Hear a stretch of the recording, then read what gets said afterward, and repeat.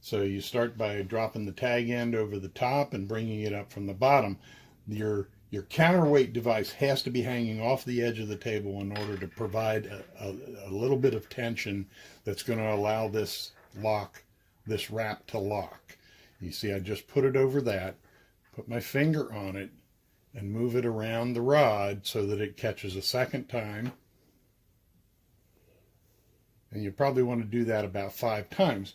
But as you're doing that, you're drawing the counterweight up, and you're going to have to take the counterweight off the thread to put it down further. And if you do that, you have to put tension on the thread with your finger there, then move the counterweight down, hang it on your thread, and then you can take your finger away again. Okay, using the counterweight system, this is how we start a wrap. We drop the tag end of the thread over the top of the rod and bring it up from underneath. Then take the thread with the running thread with the counterweight on it over the tag end, put your finger on it and roll it until it goes around a second time, crossing over the tag end again, going to the left, and then a third time. By then it'll start to grab, except on really slick surfaces. So sometimes you have to move your counterweight down a little bit and capture it again and again before it'll hang there and not move. At this point, I generally move the counterweight down just off of the table and use it and a little bit of pressure from my hand to continue the wrap going to the left. Moving the counterweight tool when I get too far up. Now, at this point, if I pull up on that, I get rid of that little space right there. And if there is any space in between, I can move it around with the bodkin. Now I can snip this off and continue the wrap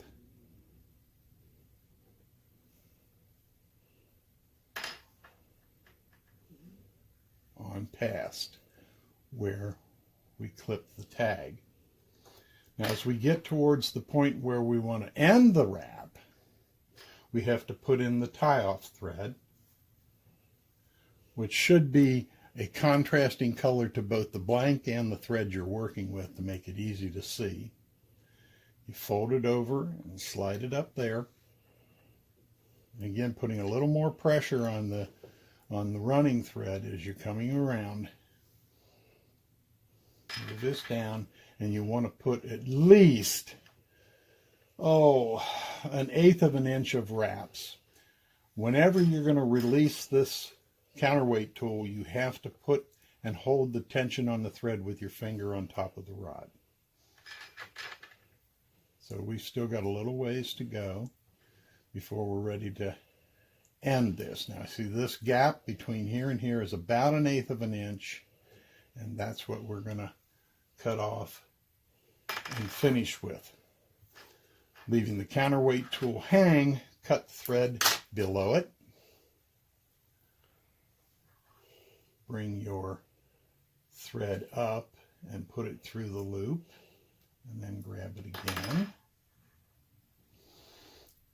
Tighten the loop up right up against here, and then snip the thread off about 1 inch away from it. The reason we do that is the more thread you're going to pull under these wraps, the more it will loosen those wraps. So you want to make it as short as possible.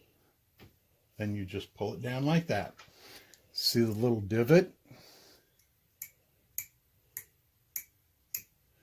You can just rub that out. Then the next thing we're going to do is slice that off with a razor.